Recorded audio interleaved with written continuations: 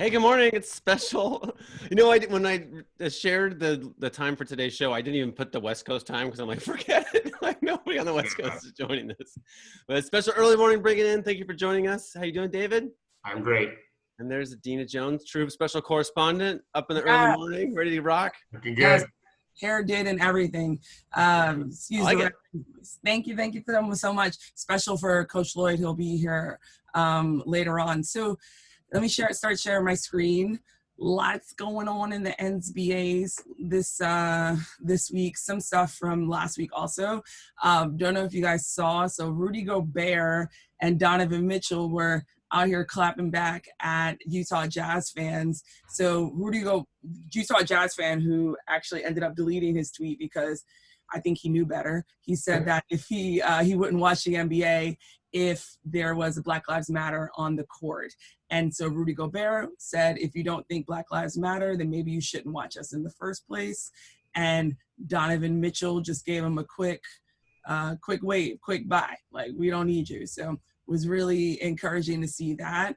Klay Thompson posted on his Instagram about Elijah McCain, which is, I mean, for every hashtag we know, Elijah McCain, Breonna Taylor, George Floyd, there are dozens of other ones. Elijah McCain was actually murdered by police in August 2019. So here we are almost a year later talking about something. And yes, we're happy that we're hearing about these cases, but you understand that there's just so much more behind this. Elijah was wearing a ski mask. It was very cold outside and he's anemic, and someone called the police on him, and he ended up being subdued and then given a therapeutic amount of ketamine, which I was like, can you just shoot people up with ketamine when you arrest them? I didn't know that. Ended up dying in police custody after that. So Klay Thompson is speaking out for him, and was really happy to hear that from Klay. It was just so sad. And then like Elijah was apparently this kid who played the violin to cats, right? As a fellow cat lady myself, I was floored. But we all recognize that one doesn't have to be a saint, an angel, in order for their death in police custody. Did you see the violin remembrance of Elijah that the police broke up? Yes, there was a violin. I was like, okay, you guys just don't get it. It's just like, you're really not getting it. Playing violins, like, come on. Like, come on. I mean, I played the violin in high school, and I know it can be a little torturous if you're not good at it. But all these people were good at it. Last week, a couple weeks ago, I think actually, there was a shut up and dribble protest in San Francisco. So I'll let that play out a little bit. They actually dribbled the ball for 8 minutes and 46 seconds, which is the same time that police officers kneeled on George Floyd's neck.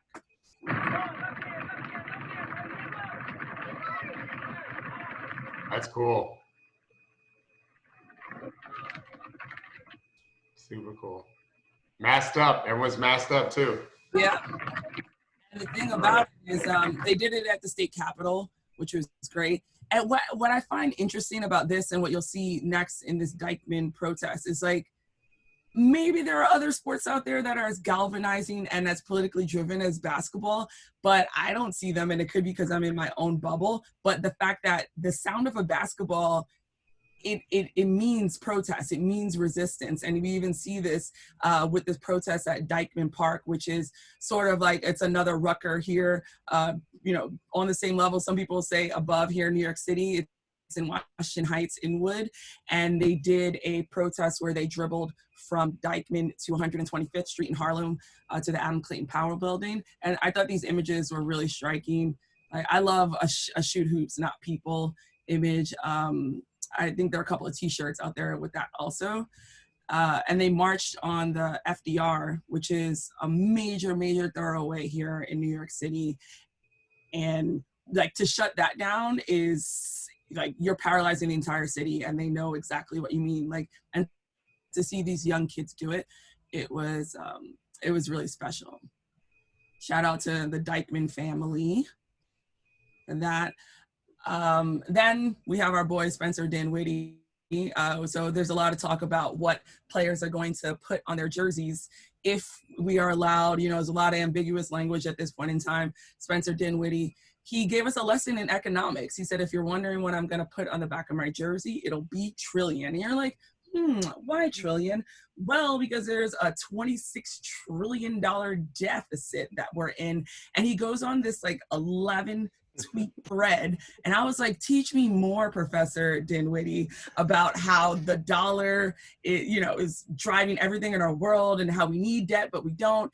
And he really schooled us and gave us a lesson. One thing, and I've said this since we started TrueHoop, that I love about diving into what these players are doing during lockout is like, these are the stories we've always wanted as journalists. Like, did you know Spencer Dinwiddie was an economist? Now you do, right? So it was really interesting. And if you get a chance, just check out his 11 tweet thread. John Morant. Yes, good John Morant. So we went from like the economist, professor, educational jersey to Same thing. Yeah, same thing. To fuck 12. And 12 is a street slang term used for police. And this was actually made by a fan, and then he reposted it. Funny, get it, right? He ended up apologizing afterwards. Not necessarily apologizing that he didn't mean it, right? But in that it wasn't contextualized properly. But he does understand the magnitude of police brutality and what's going on. And Henry and I, we've talked about this. What are we going to put on these jerseys? Are owners going to allow real political statements that speak against their political beans and kind of affect their pockets beyond the back of these jerseys or beyond the court? And I guess we'll have to wait and see. This is an interview that why am I drawing a blank on her? Taylor Rooks that Taylor Rooks did with Matt Barnes. And it kind of speaks to what we were just talking about these owners, right? We can have players that are as politically minded as we want, and Adam Silver, who's as much both sides as we like, but in the end of the day, like we always say on the TrueHoop podcast, is follow the money, and the money is the owners. And at the end of the day, Adam Silver works for the owners. So Matt Barnes and Taylor Rooks talk about what exactly is in the front office right now. Well, not in front office, but with owners. How many, if any, Donald Sterlings still exist in NBA front offices? A lot. And not only in the NBA and the NFL, I know for sure. You know what I mean? So it's just, and you don't want to give names, but there's that good old boy group of owners that were oil or real estate guys. These guys are in their, 70s, late 60s, 70s and up. And that's just how they were raised and how they were brought up. You know what I mean? And they look at players as, I don't want to use the word slave, that's harsh, but just these are my, like, a kind of a plantation view or mentality. Like, these are my guys. I pay them. I like Donald Sterling said, I get them cars, I get them food, I get them houses. He wasn't the only one to think like that. He's just the only one dumb enough to get caught. But I guarantee there's owners in these leagues. And in particular, if you look at it, how many owners have really came out and spoke on behalf of us? And not a generic, like Roger Goodell read off the thing and still didn't even address the cap situation. But how many owners have really come out and spoke on our behalf? How many of these college coaches have come out and spoke on our behalf that ride these black players in football and basketball to where they're the highest paid college coaches around the country and their programs are benefiting? Not too many. And to me, their silence speaks volumes. Shout out Matt Barnes. I think that was really powerful what he said. And the truth is, as much as we consider the NBA to be such a progressive league, if you really, really dig deep under the surface, who has said anything? Who has come out and given us something outside of a PR statement? And it's the money doing, let's follow the money. So I was like, Matt Barnes is speaking truth there. LeBron James. So LeBron James posted, this was last week, but we talked about systemic racism and voter suppression. And we all know that LeBron started hashtag more than a vote. And he spoke about the Kentucky primary, where there was severe voter suppression. As we could see here, the polling places were cut from 3,700 to 200. And now we actually have the results of that primary. But also, I'll show you guys, I think we might have seen this before, voters actually banging on the door trying to get in to vote in what we consider a democratic country.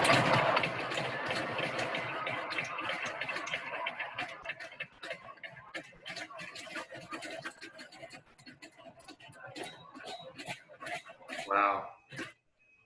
So the polls were later opened up, and there had to be an injunction, and they had to go to court and talk to a judge, and they were opened up later till 9. Booker ended up losing by 15,000 votes, which was approximately just 2%. And I look right there and I see 2%, right? I think about every person who walked away, every person who had to go back to work or had to take care of their kids. And so voter suppression is real. And it actually is a great segue to our guest here, because we're looking at having voting in a larger place and probably expanding the precinct in Atlanta. And I'll let you take it off to Coach. But thanks a lot, guys. Appreciate it. Yeah, thank you, Adena. Those people need a stadium, right, Coach? Is that what we're saying? They need a stadium. Good morning. How are you, Coach? Good. How you guys doing? Good. Thank you for joining us. I know you're busy. All good. All good. I want to read. You're the head coach of the Atlanta Hawks, Lloyd Pierce. You grew up in California, and you've coached and played all over, right? I saw you played in Germany for a while, even. Yeah. And you recently were talking in the wake of these Black Lives Matter protests, saying, "I was born a black man, and I know one day I'll die a black man, but I don't want to die because I'm a black man." Hell of a line. Yeah. And it's, I don't know any other way of putting it. I mean, it's the truth. I can't change how I was born or how I'm going to die. I think some of the issues that we're seeing today scare African Americans. It's not just me being a man, it's African Americans in general. And there's a real fear factor that goes into everything that we're seeing on TV, everything that we're reading about, everything that we understand.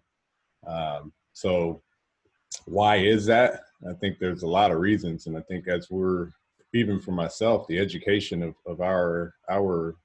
the history of our country, there's so many layers as to why there is a fear of being an African American in our country, whether it's economic disempowerment and just not having the right opportunities, police brutality and what's going on and how to overcome that, or just the inequality, just the normal inequality. You're seeing the Mississippi state come down. I'm seeing that there's some pressure now with the state of Georgia flag, the Mississippi state flag. But these are all historical problems that we're now learning more about or realizing more. You know, I've known it as an African American. I think it's funny when people say, this is the first time I've ever heard of Juneteenth. Not for me, but I get it. Like, I get that's where our country is. There's so many people that have ignored the history of the African American experience and don't realize why, when we say we're protesting for George Floyd, we're protesting for an innocent man being killed, but we're also protesting for systemic racism, police brutality, and that mentality that we've been trying to fight for a long time. We've been talking a lot on the show about, like, what can the NBA do and all this? What role can the NBA, how can we help in some way? And not enough good news, but a little bit of good news from Atlanta. You were part of it. Can you just talk about, this sort of sequence of events that you were part of? So our CEO, Steve Koonin, when everything started happening, as a result of the George Floyd incident that week, he and I were in communication with our owner about what we could do, more so internally. What do we need to do to address our employees, our African-American employees, and what can we do to start listening about how they feel? And it wasn't a solution-based meeting. It was more about let's take time and reflect on what's going on, and let's make sure we're good internally. During that meeting, we started talking about voting, the importance of voting, and voters suppression, and understanding the real reality of it. And that was his idea: is why not use State Farm? We can get more people in there. I've been doing all these podcasts, and obviously the rally, the March on Georgia rally that I spoke at. So I just started speaking about it. Why not? It's a great idea. Why not make it a reality? Let's make it an even greater reality and have 30 other teams or 29 other teams do it as well. So that's really where it was born out of. I think we all saw that Killer Mike video in the earliest days, and he said plot, plan, strategize, and I'm thinking like, well, what does that mean? Right. But you did plot, plan, and strategize. Well, I mean, and to know Killer Mike, that's Killer Mike 24/7, 365. Like I go to the barbershop, not for this, but for the beard. I understand. Yeah, I go to, I just didn't want any confusion on that. I go to the swag shop. That's Killer Mike's barbershop here in Atlanta. He's got one actually in our arena, in downtown Edgewood in Atlanta. And I've gotten to know Killer Mike on a greater level, and he is like that all the time. He's going to spit knowledge to you anytime you come into his presence, and he's supportive. He is about as supportive a human being as you'll meet. And so I think what he said really resonated because it makes sense. I think what everyone's reaction to Black Lives Matter, the movement, when you think of the corporations, you think of the organizations, you think of individuals, you think of white individuals, I've had everyone reach out and say, what can I do? How can I help? It isn't like plug in this problem, add this solution, and everything is fixed. The greatest thing you can do is start listening and educating yourself on the history of African American and the struggle and the oppression and the slavery and the systemic injustices and the economic disempowerment. See the numbers, read the numbers. We're all analytic people. We do it by trade. We do it in our profession. It's the language that we speak now. So see the numbers. See the disparities between economics in our countries for African Americans and for white Americans. See the educational access or the limited access that African Americans have. See on election day why there's a big gap for African Americans unable to vote, not unwilling to vote, unable to vote. And so when you start saying, man, I didn't know, I didn't realize, then it hits you a little bit harder. Then you know what to do from there. That's why people protest, because they know the numbers, they understand the issue, they understand the situation, so they go out to the streets and they speak on it. That's why people write their governors and their mayors, because they understand and know the issue. And so if you don't know what to do, that probably means you don't know what's going on. And I can't just give you a solution. I'm just trying to give, and this is all, I've been with the coaches, the other 29 coaches in the NBA, and all we're doing is figuring out how do we give you the information and how do we keep that information on everybody's tongue so it doesn't die down when the moment passes and the movement continues. And so we are educators. We have microphones in front of our face. I'm on your podcast this morning. I'm going to speak about racism every opportunity I can. So you continue to speak about racism every opportunity you can. You said something that was like, we're coaches, we're competitive, and I'm going to challenge the other 29 coaches to follow suit. How did that conversation go? Great. Hopefully tomorrow or the day after, you'll have a different coach on your show, because I think there's going to be some actual evidence of this happening for a couple other coaches fairly soon. I don't want to say anything, but I'm pretty sure a couple are getting it done, and I know a couple are trying. When we get our meetings, we have our meetings. We meet every Monday. I normally get off the phone and my phone starts ringing, and it's each coach, following up questions about some of the topics. And, we had our meeting Monday at 6 p.m. and I had a few calls right after that meeting, and I had a few more the next morning, yesterday morning, about coaches speaking to their CEOs, their ownership group, about the possibility of doing it. And some are planning to do it in their arenas, and some are planning to do it in their practice facilities, which, 2 full courts of space is equally as productive. Has there been opposition? Like, did you guys have to fight anyone? We had zero opposition in Atlanta. Our CEO, Steve Koonin, reached out to Chairman Rob Pitts, who was the chairman of Fulton County, the Board of Commissions. And, as Rob said it, when the call came in, it took him a nanosecond to agree. And that was, his explanation of how on board he was. Now they came down and we did a walkthrough. It was Steve, myself, our assistant, Erica, who does a tremendous job of connecting everybody. And then our arena manager, And I think it was one other person. It was 5 of us from the Hawks, and it was about 15 to 18 from the Fulton County board group.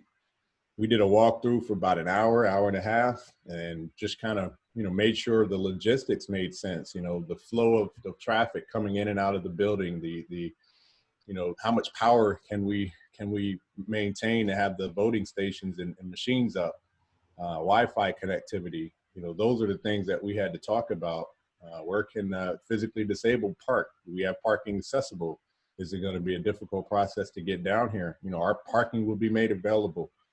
MARTA, our train station, will be reopened. MARTA is one of our partners in this. They're going to reopen. Wow. That was one of the coolest things I thought. It showed a real, because it's closed because of coronavirus, I assume, right? Yeah, and they're gonna reopen that because they have a station that takes us right to the arena, State Farm and Mercedes-Benz. So there's a station that goes, if you come down to watch the Falcons or the Hawks play, one of the stations goes right there. They're going to reopen that and make it accessible. So zero resistance.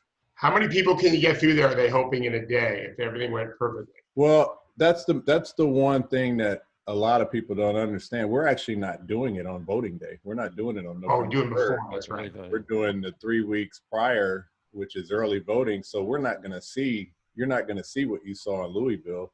Right. You're going to see a steady stream of people having the ability to come and vote. And that's what we talked about earlier. Not the willingness, it's the access. And they're going to have access for up to 3 weeks prior to election day to vote. And that's our goal is can we get people voting? Can we get 40% of our voters done by absentee ballot? Can we get another 40 done by early voting? And then on election day, the people that are used to voting at their church in their elementary school and have done it for 20 years, we don't want to disrupt that. Right. I am. Marc Spears played with you in the park or something when you were much younger. Is that right?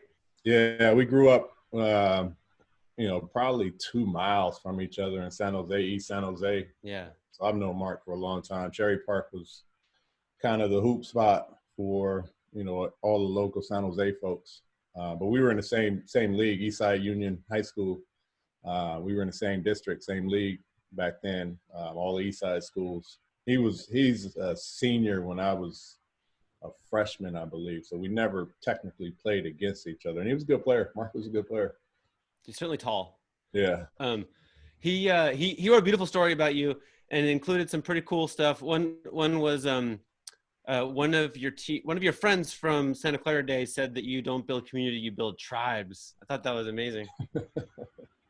That's a good start for a coach, I guess, right? I don't know about tribes, but that's an interesting statement. What do you make of that? I don't know.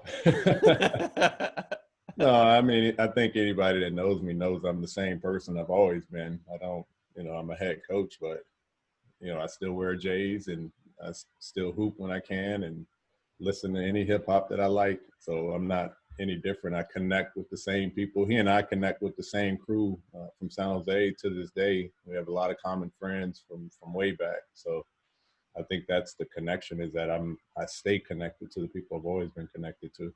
And then there was another quote in that story from another teammate of yours who said that you were quiet, and the interpretation was that you were like understanding, you're observing how it works, as a defender, like watching how it works, which feels a little bit. What do you make of that? That's who I am. Yeah. Because I'm speaking doesn't mean I'm loud. Right. And, when I get off of this, you saw me, I probably wouldn't say anything to you. I'm still the same. I speak when I need to. I'm not afraid to speak if I have to. But I try and take in as much as I can. I'm never the loudest person in the room or the most talkative. So that's a very accurate statement of who I am. Adena, you're awfully quiet.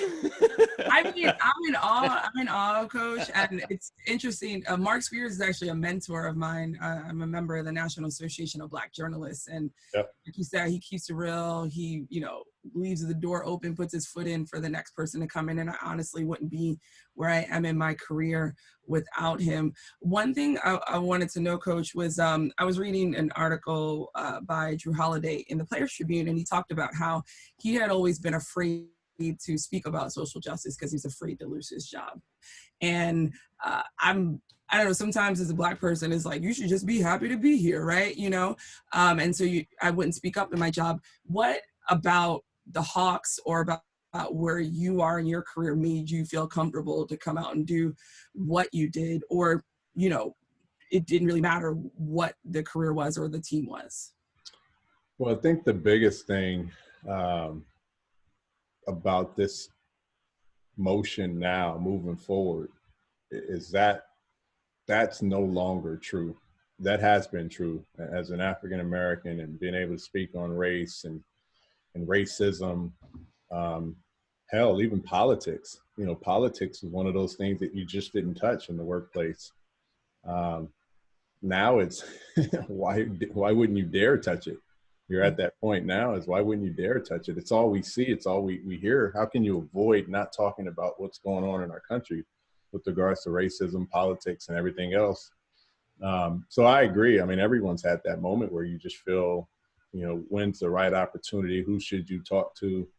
But I think, you know, we've moved past that, and that's the only way I can look at it now. We moved past it, and I think now it's almost more important that he does not hold back how he feels or how you feel or in general how Henry feels. I think it's to have these conversations are the most important thing we can do moving forward as a society, internally with whom you work with. It's hard to move forward or even think you're moving forward if you can't have these conversations or understand each other better. So I for me, when it first happened, when I first reached out to Rick Carlisle, who's head of our head coaches association, when I first reached out to Tony Ressler, the primary owner of our team, and Steve Koonin, our CEO, I wasn't asking for permission. I was stating how I felt, and in a way that they had to listen. Listen, I'm the head coach of this team. I'm the head coach of a team. When I spoke to Rick Carlisle and said, I feel very vulnerable and upset right now. And I said, and I'm speaking for a lot of other people. So in my position, if I'm telling you that I'm not right and I'm not okay with what's going on, the duty is now on you, because, you know, these are where issues occur. But it wasn't a threat. It wasn't a me threat. It was me being vulnerable, to be honest with you. And, you know, to Rick's credit and David Fogel's credit, the Coaches Association, bam, instantly we had all 30 coaches on a Zoom meeting, less than 24 hours to really talk about our league, because we are leaders. And there are a lot of assistant coaches that are African Americans that were feeling the same way. And we needed to get right internally. And then the same thing with the Hawks. You know, Tony was, wow, he was coach. You know, whatever you need, you have. Whatever support you need, you have. Whatever action you think we need to do, let's do it 110%, and let's not waste a second. And that's exactly what happened. We got right into meeting. We got right into talking. We have a committee meeting tomorrow with myself, my owner and his wife, Tony and Jamie, CEO Steve Koonin, our head of community relations team, Melissa Proctor, David Lee, Andrea Carter, and we meet every week now. I mean, this is our third or fourth week that we're meeting to make sure internally we are good, to make sure externally we are impacting our community. And this was the first issue. Getting the arena done was kind of the first sense of accomplishment of what we can do to help externally. But we still have a lot of stuff we have to do internally as well. So I've become that guy in the organization where it's make sure we're doing the right thing and we're doing it appropriately. And that's really what I've tried to relay, is make sure we keep listening, make sure we keep learning. You know, let's not be the team that jumps into action and we're the first to do everything when we still haven't figured out what's going on inside with us. Bravo, Coach. Yes. We have a celebrity guest. Carl Sudler is, well, he's a friend of Adena's, which is a huge qualification, but he's the author of Presumed Criminal Areas. He's an Emory University professor, and he's going to have better questions than we have. Emory, huh? Out here. Yeah. I'm right down the street, Coach. There you go. Yeah. Glad to be here. Glad to get the call to participate in this conversation. I will say to start off, well, let me get this out of the way because Henry made a special request to see Baldwin the Bulldog, awesome. named after Thank you, James Carl. Baldwin, in case there's any confusion there. We're But, good now. Yeah. but no, but Coach, I'm a huge fan of, you know, the work that you've been doing on the court, off the court. I went to about 12 Hawks games this season, starting in the preseason through. And so just watching the growth of that team has been amazing.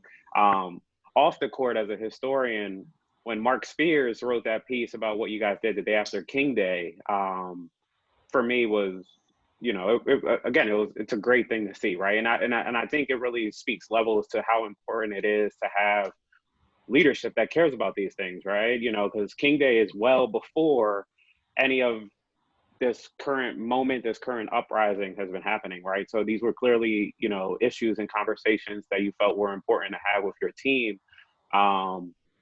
prior to any of this, right? Like this, you know, this is part of a longer issue. This is part of a longer history. And as a historian in the room, that's always kind of, you know, vital to see, especially here in Atlanta. What was there anything that came out of that King Day thing that, you know, some of your players have brought up, you know, that was the eye-opening moment for them, and then now it's just kind of like, I'm glad we did that to see the connection? Or Well, no, I think we all have to understand, you know, as players, you know, this is a new world for me. And someone called me an activist the other day, and I was like, no, I'm not. I guess I am. You know, it's just an instant change. I guess that's the position you take and the title that comes with it. So when our players go down to the King Center and we take them to see the Outkast mural and understand the history of music, you know, the artists that come out of Atlanta and what they represent. And then you go down to the King Center and you go down and see what Dr. King represents here in the city of Atlanta and our country, and all the other people that marched and protested and were in the fight with him. It's just almost for the first time for a lot of these young guys to see it, to read about it, to feel it, to be in his house where he grew up. So, you know, to think our guys, you know, that are learning themselves, that are still navigating through, I just wanted to give them an introduction to the history of Atlanta, I do say the birthplace of civil rights, but one of the most influential cities in the civil rights movement. I wanted to give them an introduction as to where they reside and where they play basketball and understand why it's important to know that history as we're moving into incorporating them in our voting initiative. You know, that's important to understand. You know, John Lewis has a movie coming out July 5th. I think you guys all should check it out. I've already seen it. It's called Good Trouble. And I met Congressman Lewis with our staff. He was very gracious in opening up his office for my coaching staff when I first got the job, 2018, and really just talked his way through, you know, all of the different things that he's been a part of historically. And one of them has been exercising your right to vote. And one of the comments I saw in the chat, you know, someone reminded me that we have a runoff August 11th. And so our facility will be open for the August 11th runoff.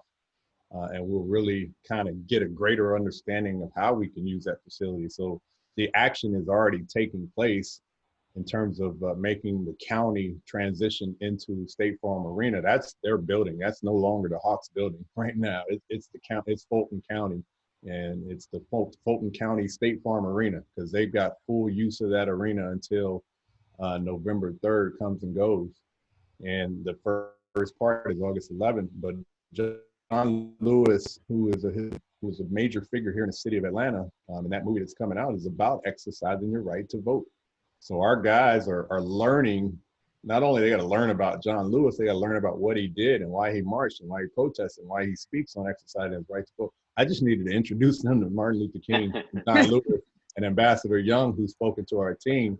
So there's steps and layers, but obviously our world has made everyone kind of be educated a little bit heavier, faster, and deeper than we normally do, which is great in some sense, because for us to to be a part of the solution and part of the action, you got to know the past and you have to be educated on these things. Yeah. Oh man, you're speaking to my spirit, all this history stuff. No, I mean, but there is something really about Atlanta, you know, because I was at Florida Atlantic before I took the job here at Emory. And, you know, there is something about Atlanta, as somebody who does African-American history, that, you know, everywhere you go, right, you know, you see street names, right? You see street signs, so say a Williams, right? And you're like, who's that, right? And once you dig in, you realize that like even every street name, it has its own kind of history in every street. And so that's huge. To that point, you know, I love being down by the campuses. Yeah. And, you know, you go down Reverend Lowry Way and turn on the Martin Luther King Drive. Like, you know, I was able to meet Reverend Lowry and spend some time with him when I first took the job. And I had to go to his house. His daughter, Cheryl, invited us. And me and Melvin Hunt, one of my assistant coaches, we went to his house because he just, you know, he was 96, I think, 95 when I first met him. And just not mobile enough to move about, and had a great conversation with him. And first time being in Cascade in that area and right across the street from his church, and just understanding, but just to be there, you know, as he's talking about, that presence here in Atlanta is powerful. It is, you know, if you want to know history and you want to feel a part of something greater than yourself, come to Atlanta and really get to know the historical figures, the information that's here in this city. There's no city in this country like Atlanta for an African American, and I truly mean that. Yeah, no, I agree. Oh, go ahead, Dina. I was going to say, there's no surprise that this happened in Atlanta, right? It was primed and ripped and ready for this. Where, to quote the great philosopher T.I., this here Wakanda, right? This is their city, our city, and the Hawks were primed to do it. And you were going to say, Carl? Yeah, no, I mean, so funny story, I don't want to say funny, but yeah, it is kind of funny. Story about John Lewis is he gave me a verbal video kind of promotion of my book when my book came out. But when this happened, I didn't know it was happening. And so I had a Washington Post piece come out earlier that day. And so I see a DC number calling my phone, and I just assumed it was like a Russian bot or a troll that got my phone number. And so I sent it to voicemail. And a friend of mine who works with Congressman Lewis sent me a text like, "Fool, pick up your phone." And I was just like, all right. And so I picked it up. And sure enough, it was Congressman Lewis telling me that he had just received a copy of my book, that he was looking forward to diving into it. Does this whole video with my book. And it was, you know, kind of one of these like all opening, this is what it means to be an African-American historian in a city like Atlanta, that you are going to be amongst these kind of living and breathing, you know, icons, right? And it's been great ever since I've been here. And, you know, I'm really excited to see the moves that the Hawks have been making, in particular to State Farm with voting, right? Because as you mentioned, right, voter suppression is real. It's been destroying our democracy for decades. And I always encourage people to kind of combat this narrative that minority voters or Black voters in particular are just refusing to show up, right? Right. Anybody who thinks that we don't want to vote for the sake of not voting just doesn't understand how voter suppression works and these tactics. And I do think, you know, we have to, especially amongst this COVID time, we have to kind of push as much as we can for also access to mail-in voting. Because you know, even with, you know, these massive spaces, there are going to be people hesitant to come outside, right? Especially our most vulnerable population. So have there been any talks to kind of how, you know, I mean, the Hawks are a powerful entity, right? Like just thinking about how we can kind of push the city a little bit on mail-in voting in addition to using State Farm Arena? Yeah, I mean, that was the real focus is to get as many voters done prior to November 3rd. And so, you know, right now, our team, you know, this is go back to Killer Mike's comment, you know, we're strategizing on how, you know, we can use and incorporate our staff. A lot of our staff will be volunteers at the arena during the early voting period. but also a part of the absentee ballot counting. And our players want to get involved in, you know, they're strategizing on as many ways of incorporating our players in campaigns to get people registered to vote and increase the numbers. And so it's really about, you know, what can we do to educate our community on how they can vote. We're showing them, you know, where they can possibly vote, and if you're in Fulton County, and then, you know, how to make it a nice and cool experience. A lot of our guys have never voted, and, you know, we're going to do it online and show them registering, you know, online, and we're going to give them the information and get them to do it and show them that they can do their absentee ballot voting early. And if not, and they want to go experience it, come down to the arena and experience voting in person. But do it before November 30th is really kind of an important thing. And, you know, we'll see that on August 11th for the people that are registered and able to vote in the runoff. So, you know, that's a key part. And, you know, obviously with the coronavirus, you know, social distancing and being able to do the alternative measure to voting than just coming down on that day. Our arena gives us a ton of space to do social distancing properly, and it won't be a day of event. So we're not going to have a massive crowd all at once. But absentee ballots are, you know, our practice court at the arena is where they're going to set up their headquarters and where they're going to do the counting for the absentee ballot. We'll have security that we provide and have access to that's making sure the building is secure and the people are secure on the early voting and the absentee ballot area. So, Coach, I know you have to go in a minute. We have a little tradition on this show that Gerard Hector joins us for the last question. And he will just magically appear any second. There he is. Hi, Gerard. Hello, Henry. Coach, good to see you. How are you? I'm well.